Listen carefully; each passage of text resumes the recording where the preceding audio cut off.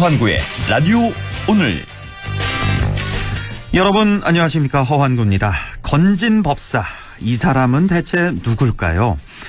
무속인으로 알려진 건진법사가 대통령 부부와의 친분을 사칭하고 세무조사와 인사 등에 영향을 미칠 수 있는 것처럼 행세한다는 건데요. 건진법사는 김건희 여사가 운영했던 코바나 컨텐츠의 고문이자 지난 대선 당시 윤석열 선거대책본부 네트워크 본부의 고문이었습니다. 그런 사람이 대통령 부부와의 친분을 과시하며 각종 이권에 개입하고 있다. 이건 정말 여간 큰 문제가 아닐 수 없습니다. 게다가 김건희 여사 관련 의혹은 여기서 그치지 않는데요. 코바나 컨텐츠의 전시를 후원했던 업체가 서울 한남동 대통령 관저 공사를 수주했다는 의혹도 나왔습니다. 권력의 누수는 언제나 작은 구멍을 통해서 시작됐는데요. 김건희 여사를 둘러싼 각종 의혹 두루뭉술하게 그냥 넘겨서는 안 되겠습니다. 8월 3일 수요일 라디오 오늘, 광고 듣고 시작합니다. 혼자서는 못하는 일, 우리라면 할 수 있지. 소상공인의 어깨를 가볍게, 우리같이 힘내요. 탄소 없는 지구. 우리 같이 지켜요. 우리를 위해 우리가 바꾼다. 우리 마음속 첫 번째 금융, 우리금융그룹. 자, 던졌습니다. 돌직구인가요? 이건 처음 보는 철직구네요. 돌직구보다 빠른 주문과 배송 속도, 눈앞에서 확 떨어지는 가격까지. 이 놀라운 선수가 누구죠? 국내 최초 온라인 철강직구 쇼핑몰 스틸 1번가. 말씀하신 순간 철직구 더 가네요. 스틸 1번가. 렉스턴 스포츠의 여름휴가. 아들, 아빠랑 신나는 모험할까? 아님 엄마랑 편안한 여행할까? 전 둘 다 할래요. 온 가족을 만족시킬 렉스턴 스포츠와 지금 떠나세요. 넓은 데크만큼 즐거움이 넓어집니다. 8월 일시불 구매 시 캠핑 웨건 패키지 지금 쌍용자동차 전시장에서. 네, 라디오 오늘 수요일 순서 시작합니다. 일부 새로운 시각으로 지역의 문제를 함께 생각해보는 허승규의 청년생각, 안동 청년 공감 네트워크 허승규 대표와 함께 하겠고요. 2부 이슈 오늘에서는 지금 봉화 국립백두대간 수목원에서 자생화 축제가 한창인데요. 잠시 후 국립백두대간 수목원 진날의 대리를 연결해서 자세한 얘기 들어보겠습니다. 이어서 각종 설문조사 결과를 갖고 우리 사회 분석해보는 시간, 배종찬의 리서치 오늘도 함께하겠습니다. 라디오 오늘 생방송 놓치신 분들은 유튜브로도 다시 들으실 수 있습니다. 많은 애청 바랍니다.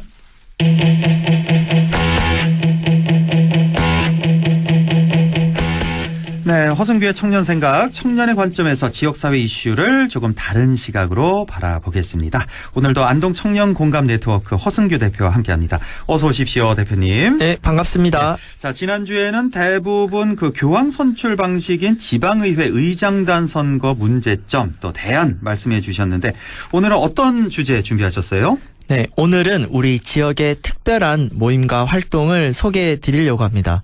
네. 허환구 아나운서님, 혹시 안동 지역 미얀마 관심이 모임을 들어보셨나요? 안동 지역에 있는 네, 미얀마 관심이 모임. 관심이 모임. 못 들어봤어요. 저는 안동에 이런 단체가 있는지조차도 몰랐네요. 네. 네, 청취자 여러분들이 생소하실 텐데요. 오늘 안동 지역 미얀마 관심이 모임을 소개하면서 동네에서 지구까지 이렇게 보편적인 가치와 지역을 연결하는 활동의 의미를 살펴보는 시간 준비했습니다. 동네에서 지구까지 보편적인 가치와 또 지역을 연결하는 활동. 자, 오늘 알아보겠습니다.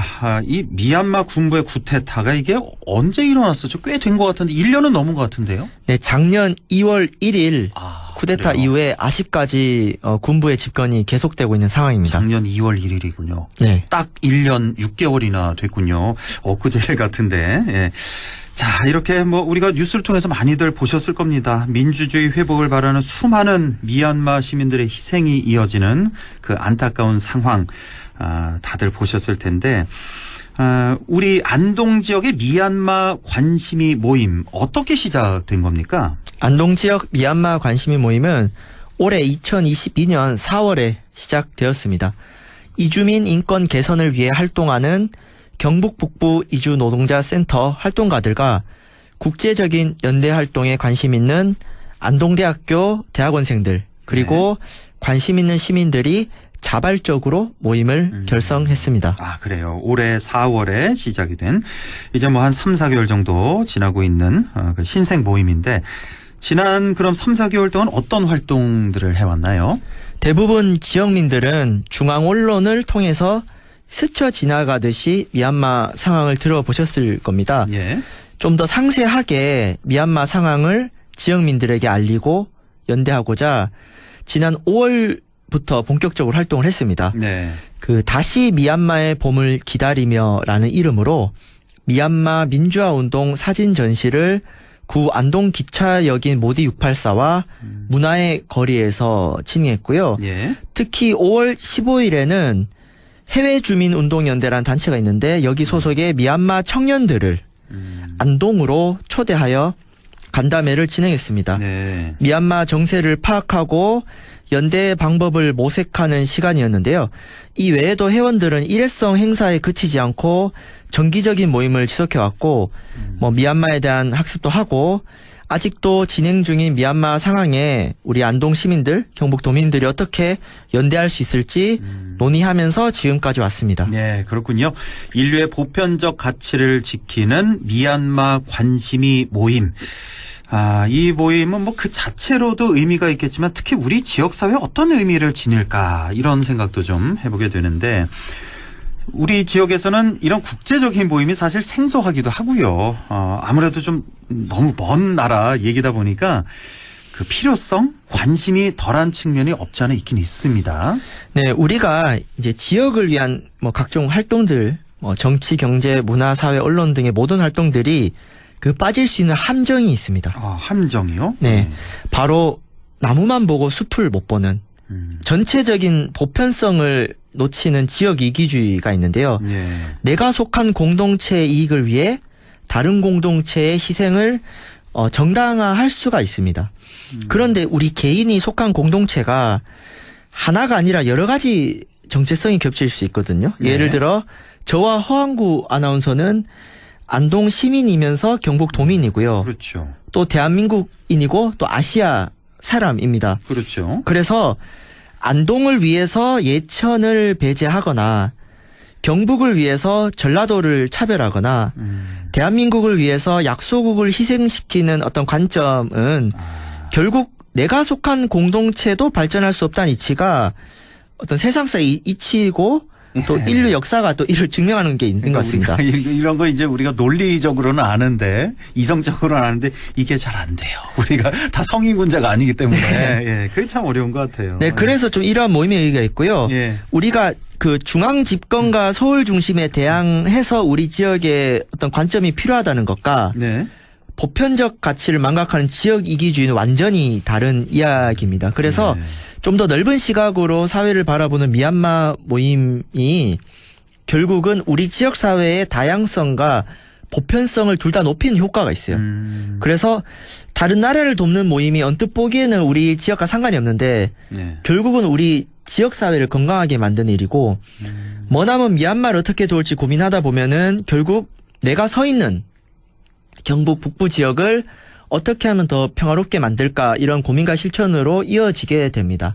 봉사활동 열심히 하다 보면은 결국은 스스로가 더 뭐 정서적으로 건강해지는 것처럼 맞아요. 이런 네. 보편적인 고민을 하는 지역 모임이 지역을 오히려 더 건강하게 만드는 또 이런 연결 지점이 있는 것 같습니다. 그렇습니다. 오늘 또 많이 배우게 됩니다. 우리 허 대표한테 나무를 보지 말고 숲을 봐라. 이게 뭐 미얀마 얘기가 먼 나라 얘기 같지만 결국은 우리를 위한 고민이 될 것이다. 뭐 이런 말씀이신 것 같습니다. 자, 지구적으로 사고하고 지역적으로 행동하라는 말, 이 말도 참 귀에 쏙 와닿고요. 지역에서 실천과 활동에도 지구적인 보편적 가치가 담겨야 한다. 이런 뜻으로 해석을 하면 될 것 같습니다.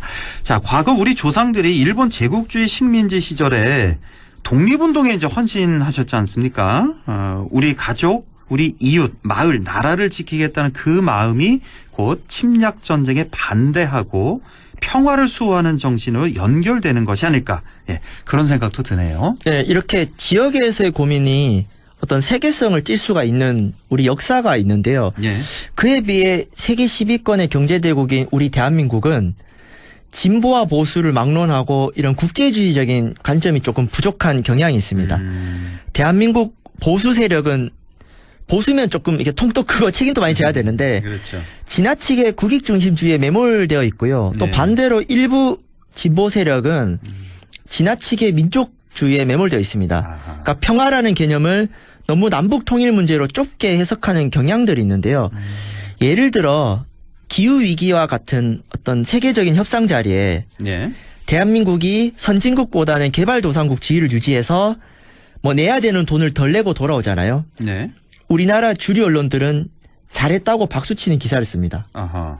우리 국민들이 그래요. 야, 우리 대한민국 좀 더 돈 좀 내고 책임져야 되지 않겠냐. 다른 나라 도와줘야 되지 않겠냐라고 떠드는 언론이나 정치인들이 잘 없어요. 진보 보수 마찬가지인데. 네, 예. 근데 우리나라가 1950년 한국전쟁 전후로 국제연합에 속한 수많은 나라들로부터 군사적 경제적 원조를 받은 역사가 있는데요. 그렇죠. 예. 이런 얘기하면 우리 안동 시민들 그래요. 아니 대한민국도 살기 어려운데 다른 나라 왜 도와주냐고 말씀하시는데 예. 근데 그렇게 치면은 그 한국전쟁 당시에 대한민국을 도와준 나라들 전 국민이 전부 잘 살았을까요? 그건 아니겠죠. 네, 그건 아니에요. 그건 그러니까 아니죠. 예. 좀 더 넓은 시각이 필요하고 그 1980년 광주 민주화 운동 당시에 이것을 세계 시민들에게 알린 사람은 푸른 눈의 독일인 기자였습니다. 아, 예, 예. 네, 지금 아, 이름이 생각이 갑자기 안 나요. 네, 위르겐 힌츠페터라고 힌츠페터 맞아요. 영화 예. 택시 운전사의 예. 실제 모델인데요. 맞아요, 맞아요. 예. 지금 미얀마가 80년 광주와 비슷하거든요. 그렇죠. 그래서 이런 거의 똑같아요. 역지사지의 관점이 좀 필요하지 않나 싶습니다. 그렇네요. 예. 뭐 우리가 전 세계적으로 이제 경제적인 원조를 받는 나라에서 원조를 해주는 유일한 나라라고 제가 들었던 것 같은데 예. 그만큼 우리 위상이 높아진 만큼 그에 대한 또 어떤 뭐 책임감 이런 거 그렇죠? 예. 이런 것도 가질 필요가 있다는 말씀이시고 과거 대한민국이 국제사회 도움을 받은 만큼 이제는 또 어떤 의무와 또 책임을 다하는 나라로 도약해야 된다. 이런 말씀이신 것 같습니다. 자, 한편 미얀마 관심이 모임에서 미얀마 8888 민주항쟁일을 맞아서 특별한 행사를 준비했다는 소식이 있는데 글쎄요. 이 8888 민주항쟁일이라는 게 있나 보네요. 미얀마에. 네, 아마 우리 지역민들 생소하실 텐데요. 예, 예. 미얀마 역사를 돌이켜보면은 1962년에 쿠데타가 일어나고 그래요? 그때 내윈 장군이라는 이분이 이제 예. 오랫동안 군부 지배를 합니다. 예. 그래서 버마식 사회주의라는 정책을 했는데 이게 거의 망했어요. 그래서 미얀마 경제가 매우 어려워지고 세계 최빈국으로 지정되기도 합니다. 예. 이렇게 군부에 대한 독재에 대한 불만이 고조된 가운데 1988년 8월 8일 88년 8월 8일부터 그래서 888. 네, 9월 16일까지 대규모 반정부 민주화 시위가 일어났는데요. 예. 그래서 8888 항쟁이라고 부릅니다. 예. 근데 이 항쟁을 내윈 정권이 중국의 천안문 육사 항쟁처럼 군대를 동원해서 잔혹하게 시위대를 진압했습니다. 3,000명의 시민들이 어휴. 총에 맞아 죽었고 이 외에도 더 많은 희생자들이 발생했던 그 날을 이제 추모하는 날이 예. 8월 8일인 것이죠. 네. 이렇게 또 미얀마 역사까지 오늘 공부를 하게 되는데 우리나라와 비슷한 점이 상당히 많네요. 미얀마에도 62년에 쿠데타가 있었고 쭉 쿠데타 정권이 이어지다가 88년 8월 8일에 민주화 운동이 있었군요. 우리와 너무 비슷합니다. 예.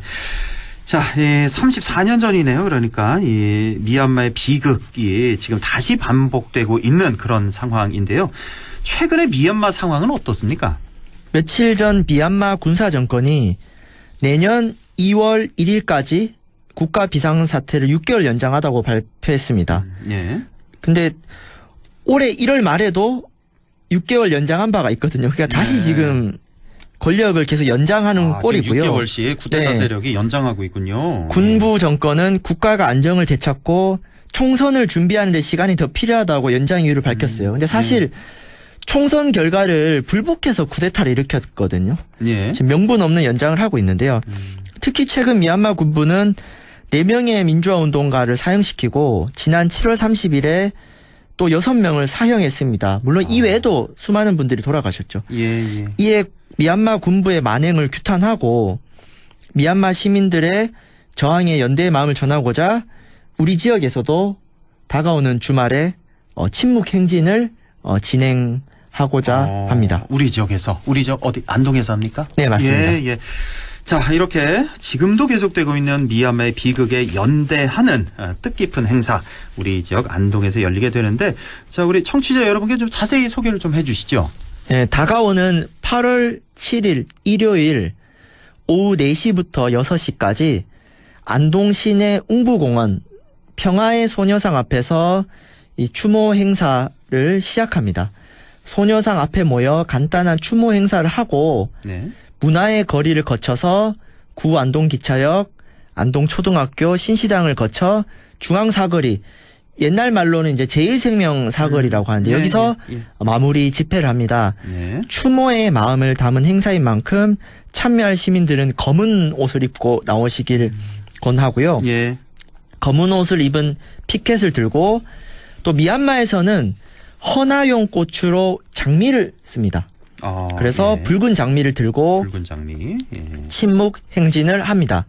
그리고 다음 날인 8월 8일에는 대구 지역에서 미얀마 군부의 자금줄이 되고 있는 가스전 사업 중단을 촉구한 1인 시위를 예정하고 있습니다. 예. 이렇게 대구 경북 지역에서 미얀마에 연대하는 또 소중한 행사가 진행되고 있으니 우리 관심 있는 도민 여러분들 네. 많은 참여 바라겠습니다. 8월 7일에는 안동에서 8월 8일은 대구에서 이런 집회가 있군요.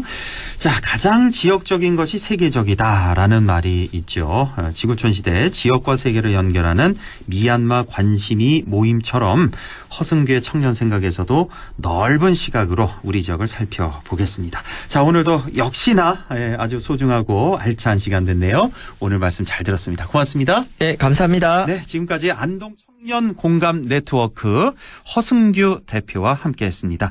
라디오 오늘 2부에서 뵙겠습니다.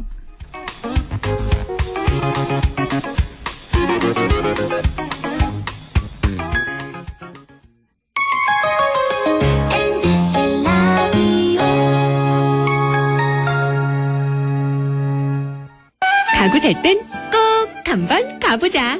안동 명품 가구 백화점. 흑표 흑침대, 양성국 갤러리, 금성침대, 한국 가죽 소파, 장수돌 침대.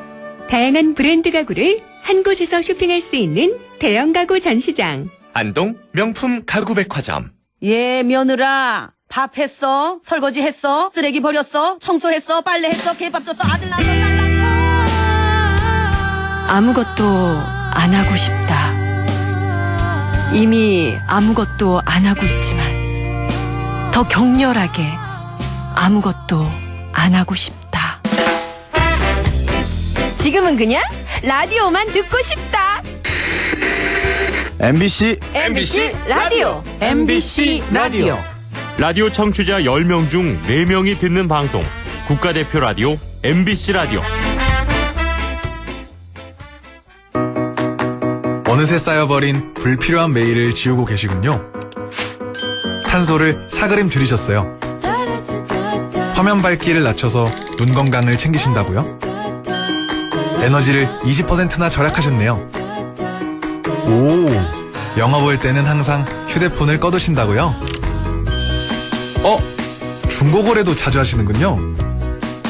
그렇다면 여러분은 이미 탄소 중립을 실천하고 있습니다. 탄소 중립을 실천하는 가장 확실한 방법, 바로 여러분의 좋은 습관입니다. 공익광고협의회. 마음을 열어줘. 다가가 나 속삭이도록 언제나 내 생각으로 행복해야 해요. MBC 라디오 100.1 MBC 라디오 네, 6시 24분 50초 지나고 있네요. 이슈 오늘 시작합니다.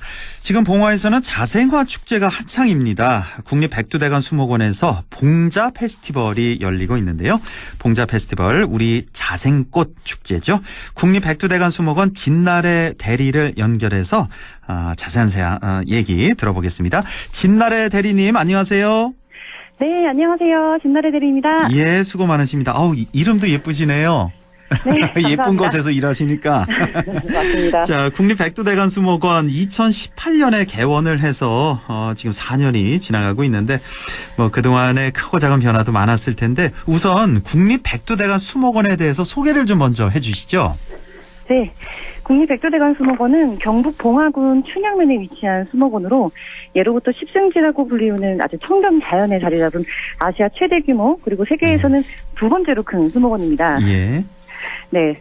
그리고 말씀하신 것처럼 2018년도에 개원을 해서 고상식물의 수집, 보존, 전시, 교육 뭐 이런 다양한 그 기능들을 수행을 하고 있고요. 네. 그리고 국토 균형 개발을 위해서 설립이 돼서 지역 상생 사업뿐만이 아니라 산림식물 다양성 보존을 위해서 다양한 사업을 또 추진하고 있습니다. 네. 네. 또 저희가 세계에서 2개뿐인 그 시드볼트를 보유를 하고 있어가지고요. 우리나라의 종자뿐만 아니라 세계의 야생식물 종자를 기탁을 받아서 그렇게 기후변화라든가 자연 재해로부터 저희 후손들에게 또 중요한 역할을 하고 있습니다. 네. 어디 뭐 호랑이 먹이 주고 오셨나요? 좀 숨 차신 것 같은데? 예.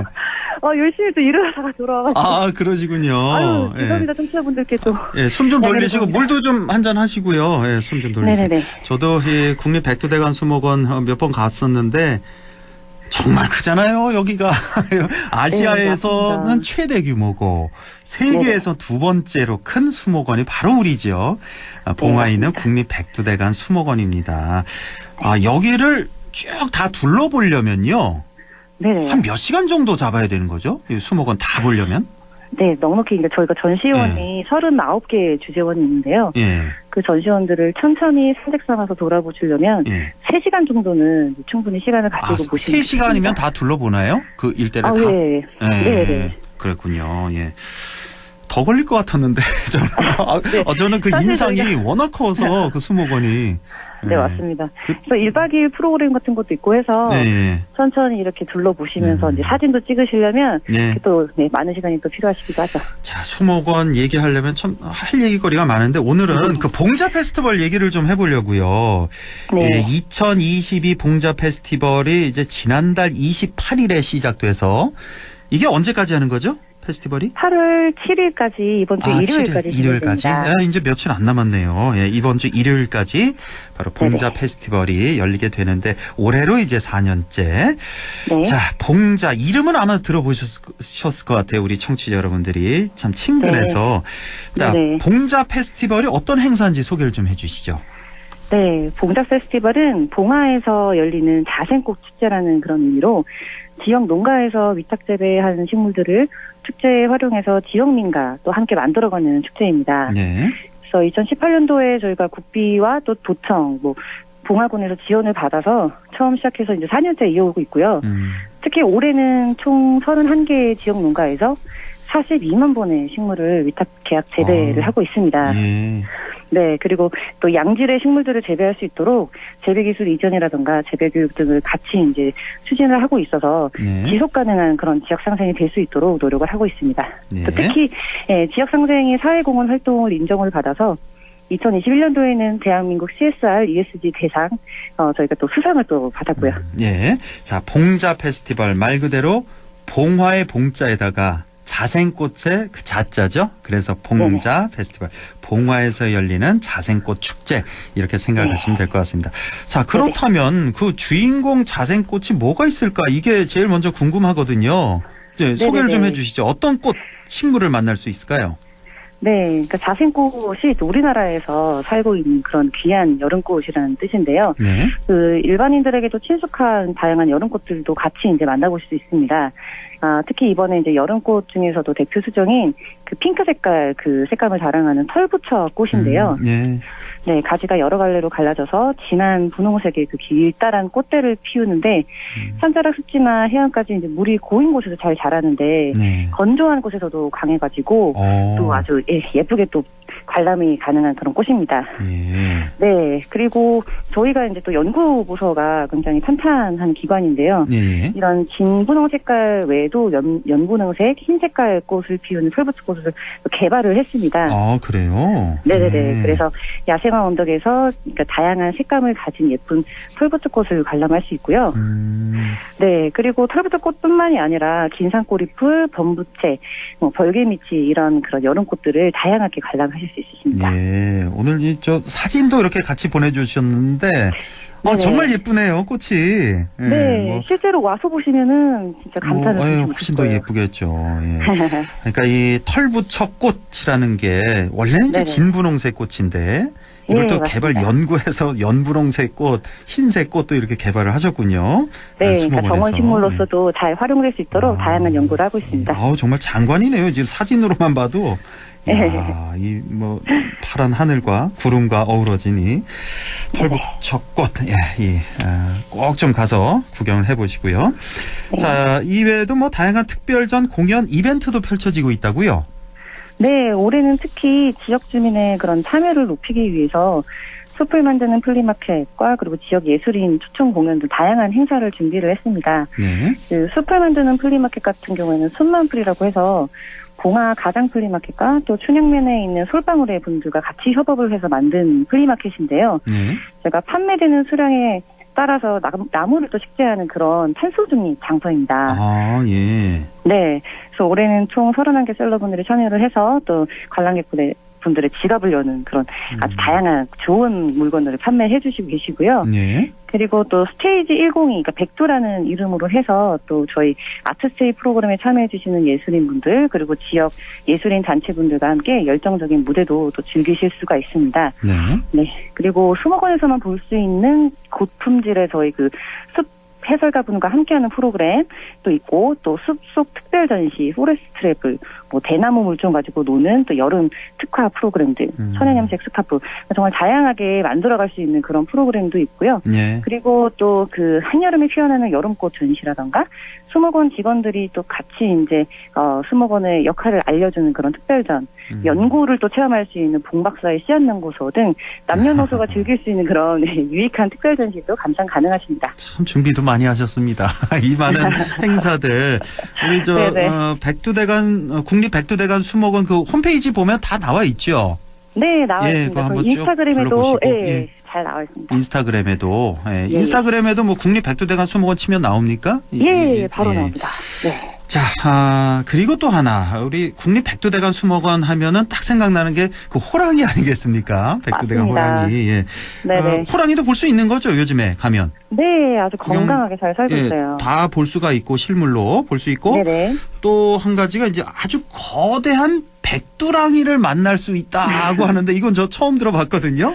이게 뭐예요? 네, 저희가 이제 호랑이를 또 같이 이제 호랑이 숲이 있는 기관으로서 호랑이를 주제로 해서 캐릭터를 하나 개발을 했는데 백두랑이라는 이름으로 캐릭터를 만들어서요.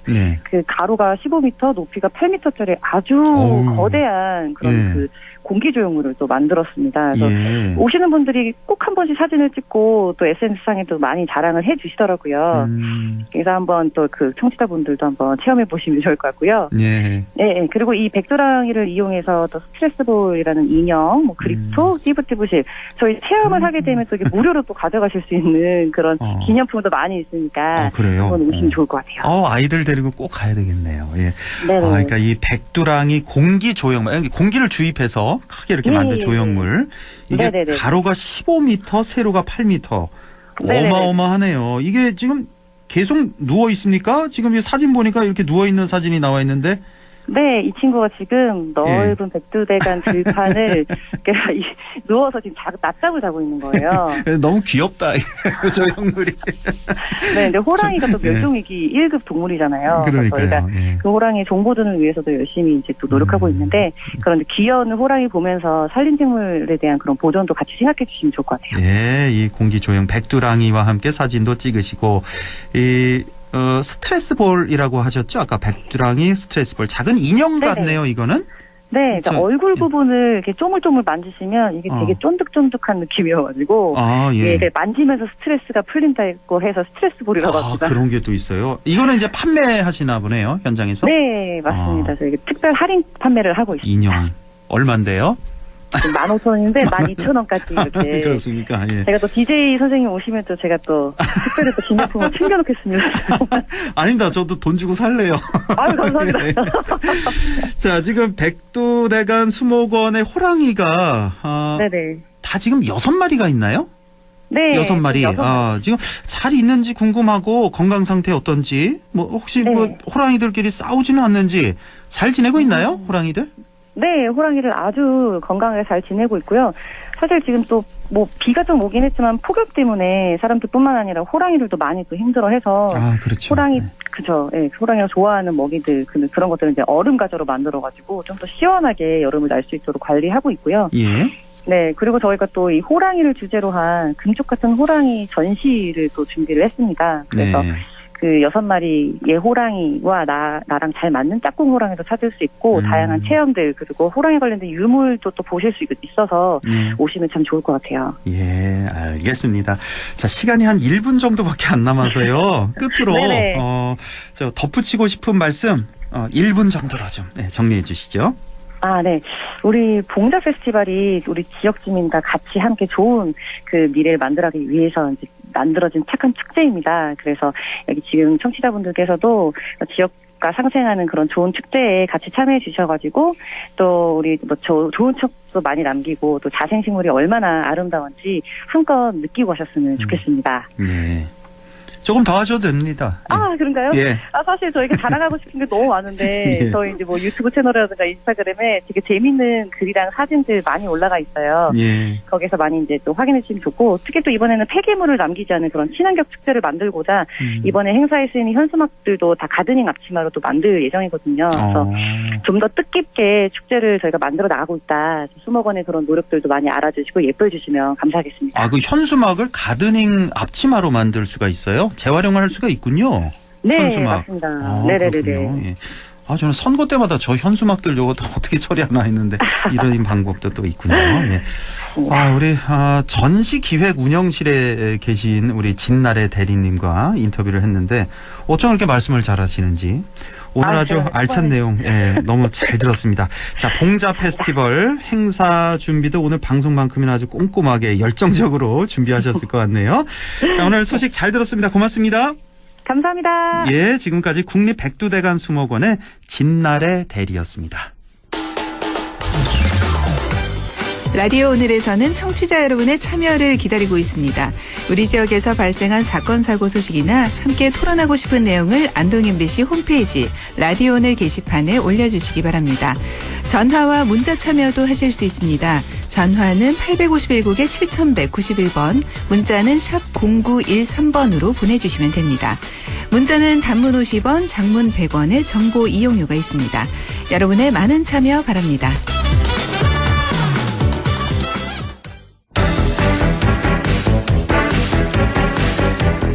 네, 리서치 오늘 시작합니다. 오늘도 인사이트 K 배종찬 소장과 함께하죠. 소장님 안녕하십니까? 안녕하십니까, 배종찬입니다. 예, 대통령 지지율 20%대로 나왔다는 뉴스 다들 아실 텐데, 자, 이 추세가 어떤지 좀 봐주시고 결정적인 원인은 무엇인지 그 분석도 같이 좀 해주시죠. 계속 하락세입니다. 한국사회여론연구소가 TBS의 의뢰를 받아서 지난 금요일, 토요일 실시한 조사인데요. 자세한 사항은 중앙선거여론조사 심의위원회 홈페이지에서 확인 가능합니다. 윤석열 대통령이 국정 수행에 대해 어떻게 평가하는지 물어봤는데요. 긍정평가 28.9%, 잘 못하고 있다는 부정평가는 5%로 나타났습니다. 예. 긍정도 30% 선이 붕괴됐지만 부정평가가 68.5%니까 응답자 10명 중 7명 가까이가 대통령의 국정수행에 대해서 못마땅하다.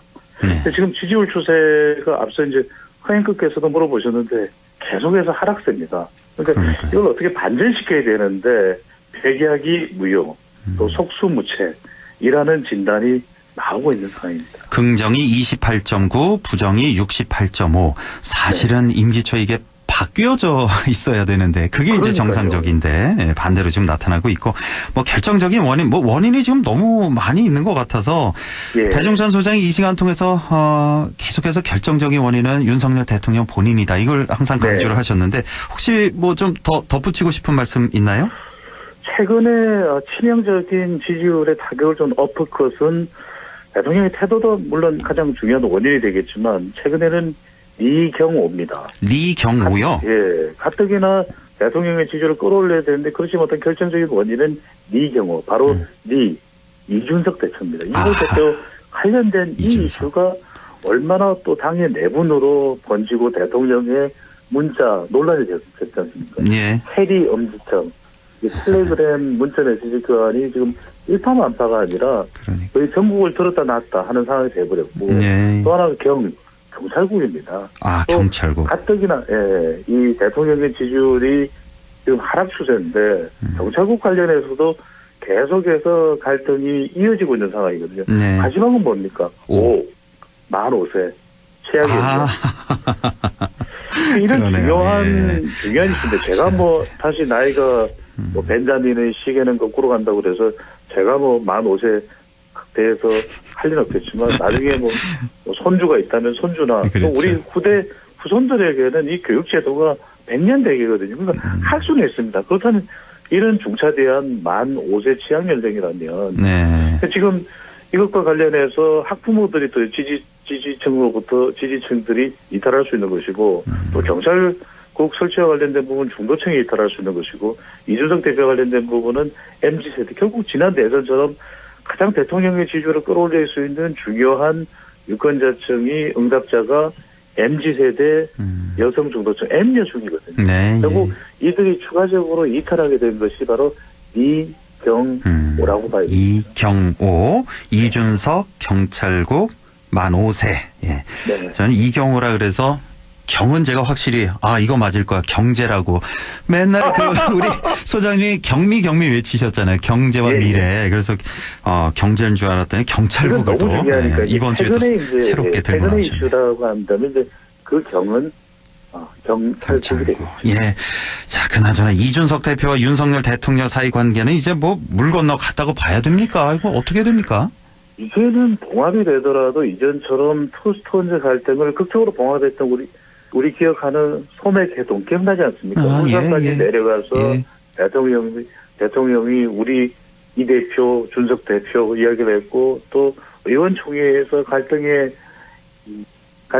고리를 끊어내는 또 이준석 대표와 윤석열 대통령의 또 두 손을 번쩍 드는 모습 그런 모습을 보기도 힘들 뿐 아니라 이제는 그렇게 한다고 해서 국민들이 안 믿을 것 같아요. 그러니까 신뢰가 일단은 깨져버려서 두 사람 사이의 신뢰가. 그러니까 한국 사회여론연구소 조사에서도 이준석 대표의 징계에 윤석열 대통령의 의중이 적용했는지 여부를 국민들은 어떻게 판단하는지 물어봤거든요. 무려 68.8%가 그랬을 것이다.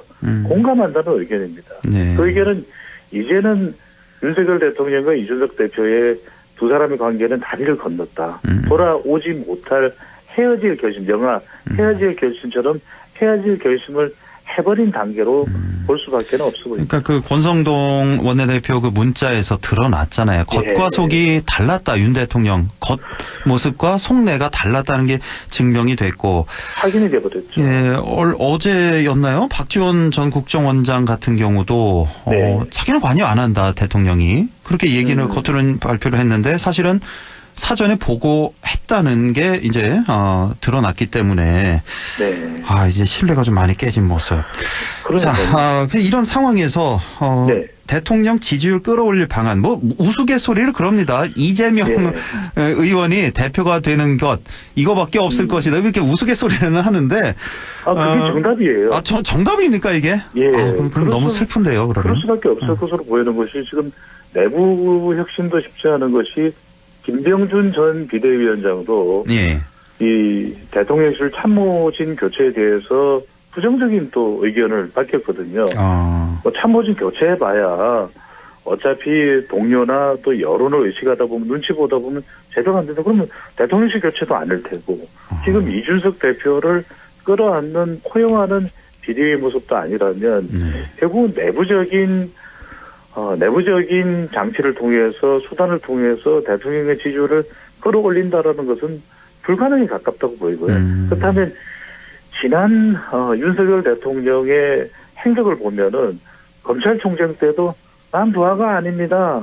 그다음에 또 조윤 갈등, 추윤 갈등 그리고 대선에서는 이재명 후보와 또 문재인 정권과 경쟁하면서 정권 교체에 성공을 했거든요. 그렇다면 결국 뭔가 정치적 자극이 나오면 윤석열 대통령의 지지층들도 결집하고 윤석열 대통령 자신도 긴장할 수밖에 없다. 그 상대는 이번 달 28일이죠. 8.28 전당대회를 통해서 당대표 가능성이 상당히 높은, 확정은 아닙니다. 아직까지 당대표가 어떨지는 모르는 것입니다. 예. 이재명 의원의 당대표가 윤석열 대통령 지지율 변화에 가장 큰 변곡점이 될 것으로 보입니다. 슬픈데요. 국민의 한 사람으로서. 이게 돌파구가 된다는 이렇게 되면 게. 결과적으로는 서로 간에 정치적인 반사적인 상대성에 의해서 지지율이 변하는 건데, 국민들이 원하는 건 정말 두 사람이 모두 잘해서 경쟁을 해서 민생 경제에서 저 사람이 더 잘해. 아니야, 무슨 소리야. 이 사람이 더 잘했어. 이걸 보고 싶은 것이죠. 자, 이런 상황에서 또다시 경쟁과 갈등 구조에서 돌파구를 찾을 수밖에 없다는 이런 현실이 참 많이 안타깝고, 그나저나 국민의힘 집권 여당이 된 지 3개월도 채 되지 않아서 지금 극심한 내홍을 겪고 있는데 향후에 뭐 비대위를 거쳐서 새로 당대표 뽑게 되는 건가요? 지금 뭐 그래도 절차상의 문제가 많다는 그런 얘기가 계속 나와서요. 상당히 좀 복잡하네요, 지금. 맞습니다.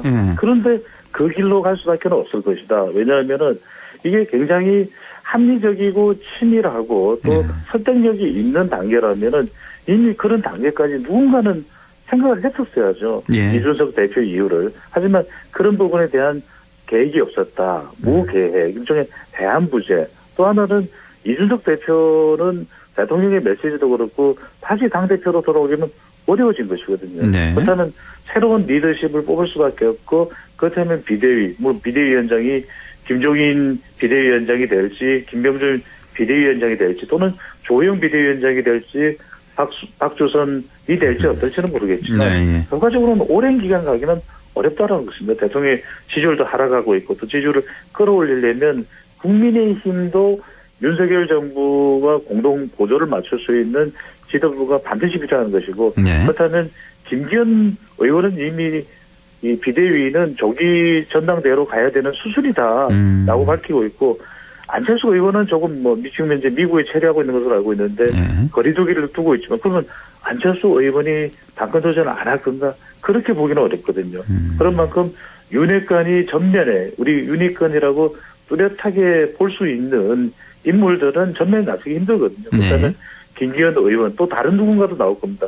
홍문표 의원은 지금 윤핵관도 안 된다, 이준석도 안 된다 라고 이야기를 하고 있기 때문에 충청권을 대변하는 홍문표 의원도 나올 가능성이 상당히 있다, 당권에.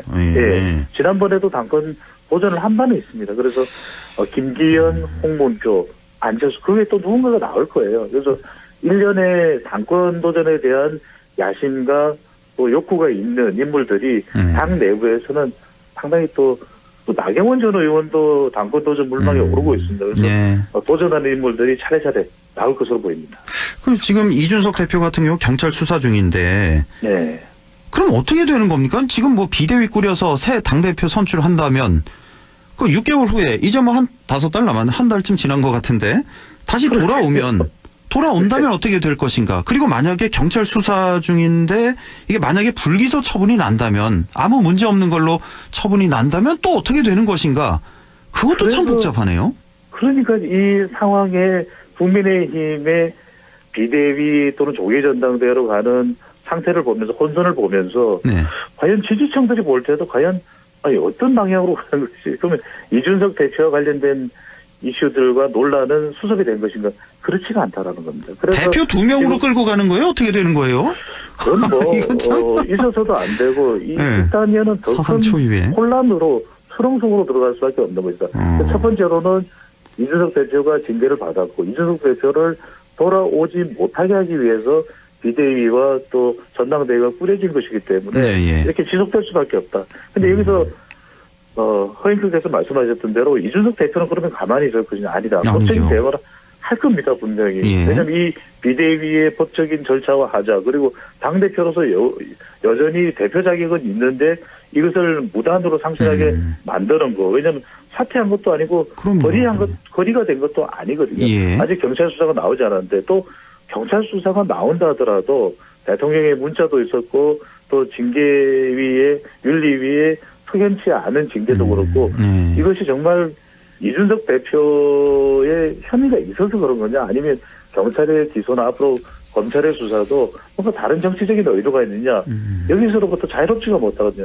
세 번째는 뭐냐면 결국은 비대위에서 조기전당대회를 가더라도 이준석 대표가 법적 대응을 하든 아니면 여론을 모아서 자신의 또 주장을 이렇게 받쳐줄 수 있는 그런 여론을 가져간다 하더라도 결국 당내는 또 계속 혼선이 발생할 수밖에 없는 구조라는 거죠. 결국은 조기전당대회든 아니면 이준석 대표가 경찰 수사 결과가 발표가 되든 어쩌든 여전히 관련된 수습은 난망하다, 요원하다라고 볼 수 있습니다. 정말 머리 아플 것 같습니다. 국민의힘은. 너무 머리 아프죠.